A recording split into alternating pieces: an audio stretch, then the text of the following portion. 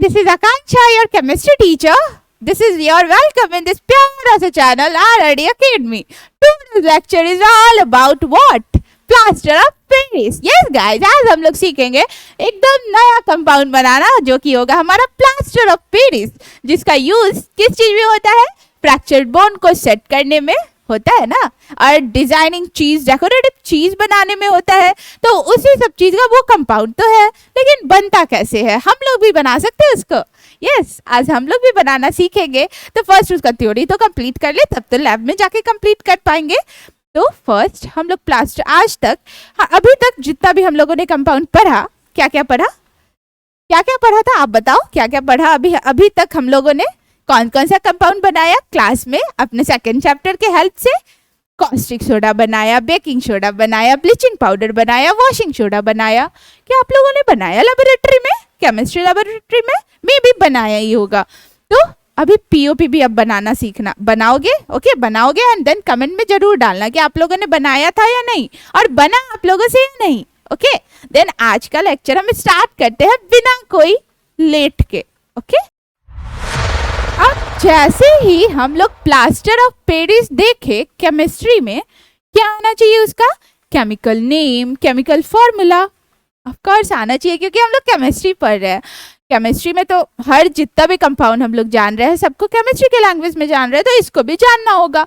तो इसको पहले याद करने का आप लोग को ट्रिक बताते हैं, देन उसके बाद देखेंगे chemical name, chemical formula. Okay, first याद कैसे रखेंगे इसके केमिकल नेम को? इसमें बहुत ज़्यादा कंफ्यूजन हो जाता है, तो इसको याद करना सीखते हैं पहले। ठीक है, फर्स्ट हम लोगों को, अगर मान लो हम लोग लैब में गए और वहां बोला गया कि आप लोग को प्लास्टर ऑफ पेरिस बनाना है और बनाकर हमको देना है, दो फटाफट से, आपको क्या चाहिए होगा? ऑफ कोर्स रॉ मटेरियल चाहिए होगा, कुछ कंटेनर्स चाहिए होगा। तो अब रॉ मटेरियल कौन सा यूज होता है? पहले ये तो आना ही चाहिए ना। तो रॉ मटेरियल कौन सा यूज करते हैं, ये आप लोग याद रख लो, कौन सा यूज करते हैं? जिप्सम। अब आप लोगों को जिप्सम का केमिकल फॉर्मूला याद है, देन प्लास्टर ऑफ पेरिस का भी एकदम याद है। बस उसमें थोड़ा सा वाटर का कंपाउंड का डिफरेंस होता है कि वाटर का कंपाउंड किसी में ज्यादा होता है, किसी में कम होता है। ठीक है, अब इसके फॉर्मूला को कैसे याद रखेंगे? अब ये है हमारा जिप्सम, जिप्सम से बनता है प्लास्टर ऑफ पेरिस। जिप्सम का केमिकल फॉर्मूला पहले लिख ले हम लोग।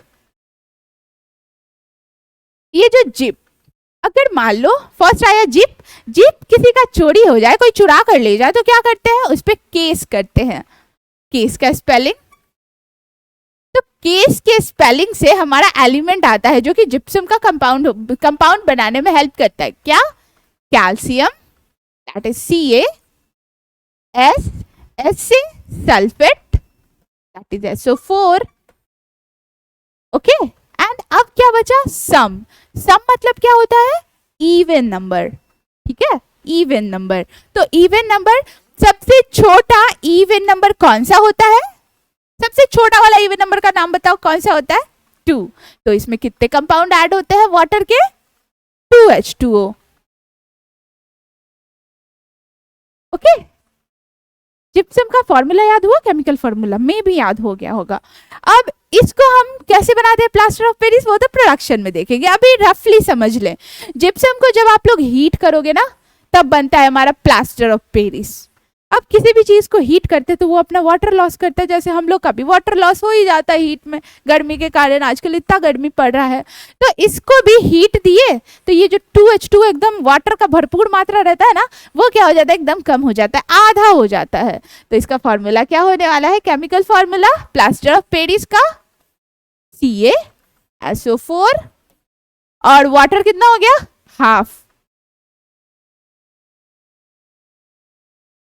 हाफ H2O बन गया हमारा क्या? प्लास्टर ऑफ पेरिस का केमिकल फॉर्मूला। समझ आया? मे भी समझ में आया होगा। इसी तरीके से इसका केमिकल नेम भी हम लोग बना ले।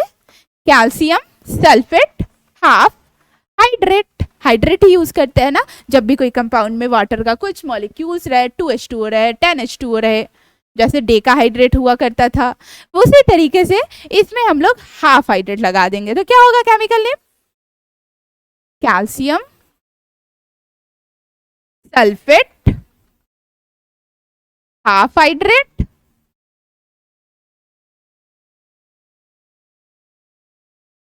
Hemy hydrate. हाफ हाइड्रेट के जगह पे आप लोग हेमी हाइड्रेट भी लिख सकते हो। समझ आया इतना? में भी समझ में आया होगा और याद भी होते ही जा रहा होगा, ठीक है, जिस तरीके से मैं बता रही हूँ। इसलिए मैंने पहले ही बोला था कि मैं इसलिए तो आई हूँ केमिस्ट्री को बोरिंग तरीके से नहीं पढ़ के इंटरेस्टिंग तरीके से पढ़ाने, जिसमें आप लोगों को भी मजा आए और डेली लाइफ में उसका यूज भी कर सको, तभी तो पढ़ने का फायदा होगा केमिस्ट्री। तो इतना तो समझ में आया। अब हम लोग देखेंगे प्रोडक्शन। रफली प्रोडक्शन हम लोग समझ लिए कि जिप्सम को जब हम हीट करते हैं तो उसका पानी कुछ लॉस हो जाता है, जिससे बनता है हमारा प्लास्टर ऑफ पेरिस। अब फिर उसका प्रॉपर्टीज देखेंगे, फिर यूजेस देखेंगे, फिर हमारा खत्म हो जाएगा। अभी तो ये देखे केमिकल फॉर्मूला, यही चीज हम लोगों को बनाना है, ठीक है। इतना पहले पता हो तब तो बनाना सीखेंगे। तो इतना हम लोगों को बनाना है। अब देखते हैं कैसे बनाएंगे। जिप्सम मिल गया और क्या बनाना है हम लोगों को वो भी पता चल गया। अब प्रोडक्शन, अब बनता कैसे है ये फॉर्मूला। इसको पहले इसका केमिकल नेम जान ले जिप्सम का। कैल्शियम सल्फेट डाइहाइड्रेट, 2 मतलब डाई।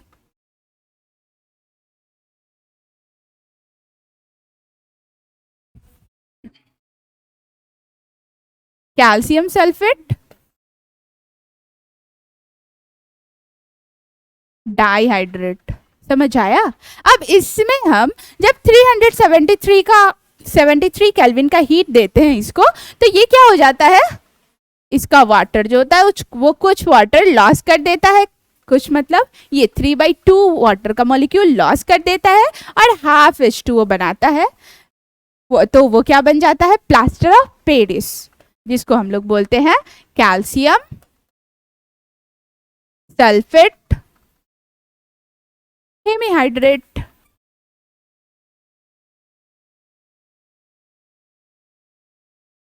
समझ आया प्रोडक्शन कैसे हुआ। बस हम लोगों को जिप्सम चाहिए, जिप्सम को आग पे डाल दो, 373 केल्विन का हीट उसको दे दो, देन हमारा बन जाएगा प्लास्टर ऑफ पेरिस।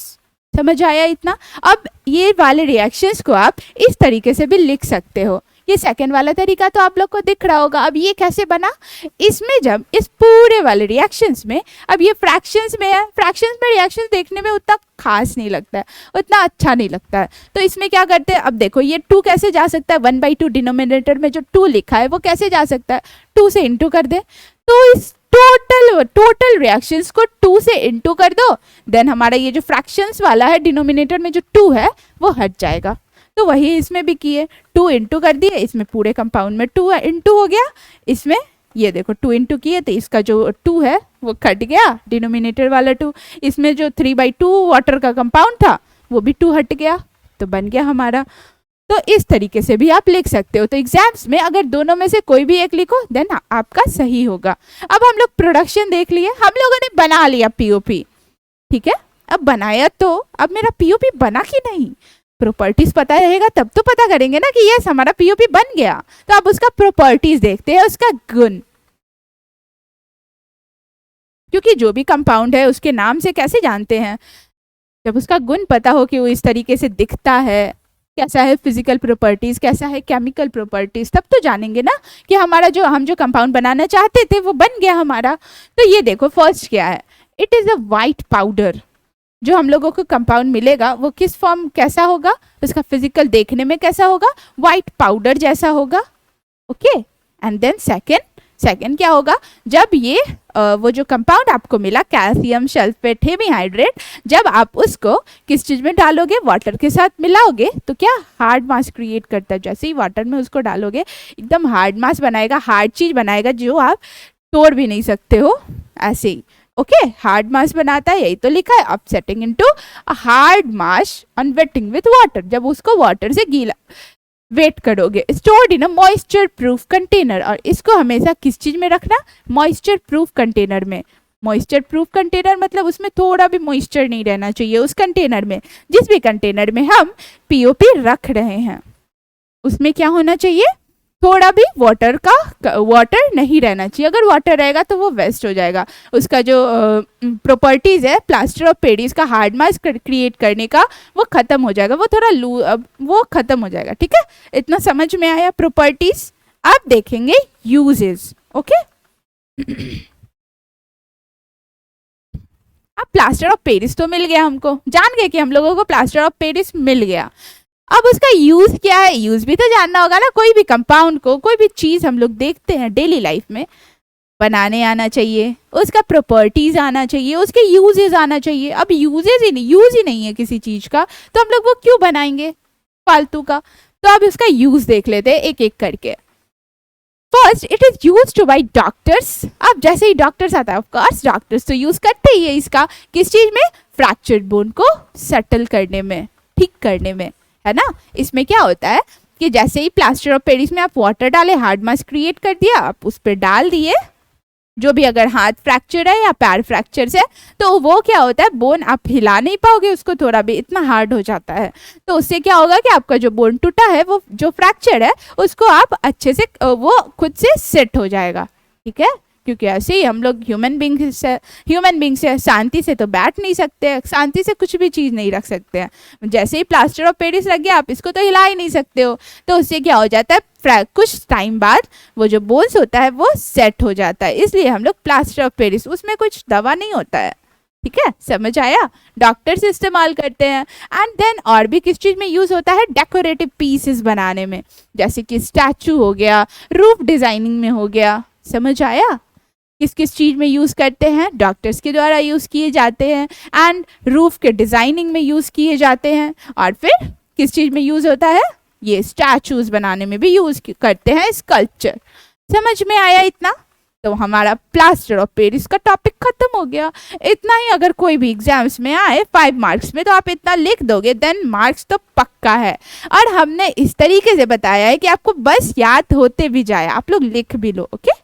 तो आज का लेक्चर कैसा लगा ये जरूर बताना। एंड आप लोग क्या बनाए प्लास्टर ऑफ पेरिस, इसके बाद ये लेक्चर देखने के बाद ये भी बताना। कमेंट बॉक्स में जरूर अपना कमेंट ड्रॉप करना। एंड वीडियो अच्छा लगे तो लाइक जरूर देना। आज के लिए थैंक यू, बाय बाय।